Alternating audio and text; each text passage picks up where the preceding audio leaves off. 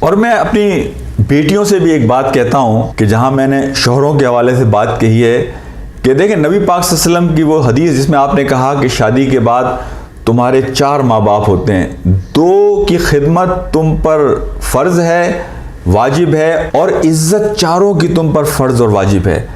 دیکھیں بیٹا، یہ جو رشتے ہیں نا گھر کے، یہ صرف اصولوں کی بنیاد پہ نہیں چلتے اور حقوق کی جنگ کی بنیاد پہ نہیں چلتے کہ یہ میرا حق ہے اور یہ آپ کا فرض ہے۔ میں بنیادی طور پر آپ کو یہ بات سمجھاؤں کہ جس گھر میں یہ جنگ شروع ہو جائے کہ میرا یہ حق ہے اور آپ کا یہ فرض ہے، اس کا مطلب یہ ہے کہ وہاں تعلقات بالکل نچلی سطح پر پہنچ گئے ہیں۔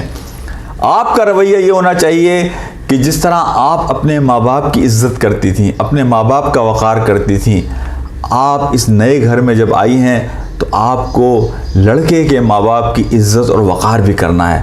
آپ کو یہ ثابت کرنا ہے کہ آپ ان کی خیر خواہ ہیں، اور بخدا یہ 1-2 سال کی بات ہوتی ہے۔ اگر آپ نے اپنا رویہ مثبت رکھا، اگر آپ نے لوگوں کے لیے گنجائش پیدا کی، اگر آپ نے انہیں مقام اور عزت دیا، تو بخدا لوگ آپ کے مرید بن جائیں گے۔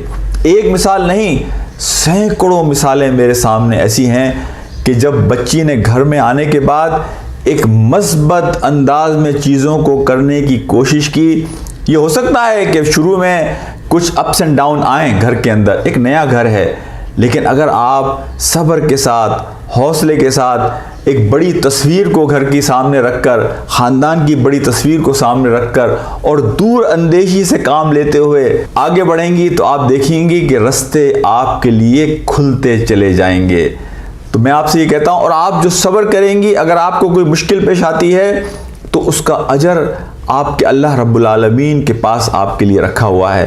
تو میں آپ سے صرف یہی درخواست کروں گا، یہ بالکل اس طرح سے ہے، اگر میں آپ کو سمجھاؤں کہ ایک پودے کو آپ کہیں سے نکال کر لائیں اور اسے آپ ایک نئی جگہ پر لگائیں گے تو اس کو جڑ پکڑنے میں وقت لگتا ہے۔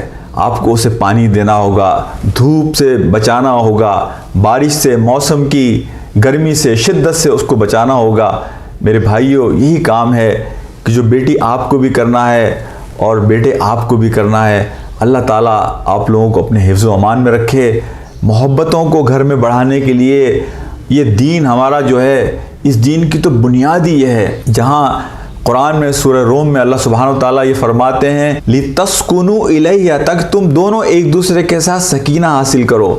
اور اللہ نے محبت کے لیے لفظ استعمال کیا مودہ، یعنی مودہ وہ ہے انکنڈیشنل لو، کہ ایک دوسرے کے ساتھ آپ محبت کریں، کنڈیشنز نہ لگائیں اس میں کہ تم یہ کرو گے تو میں یہ کروں گی۔ وَلَا تَسْتَوِي الْحَسَنَةُ وَلَا السَّيِّئَةُ اِدْفَعْ بِالَّتِي هِيَ أَحْسَنُ، یہ قرآن کی تعلیمات ہیں۔ اگر کوئی تمہارے ساتھ برائی کرے، تم اس کے ساتھ بھلائی کرو، تو اس کا نتیجہ یہ نکلے گا کہ تمہارا دشمن بھی تمہارا دوست بن جائے گا۔ یہ انسانی رویے ہیں جن کے ساتھ ہم جیتے ہیں۔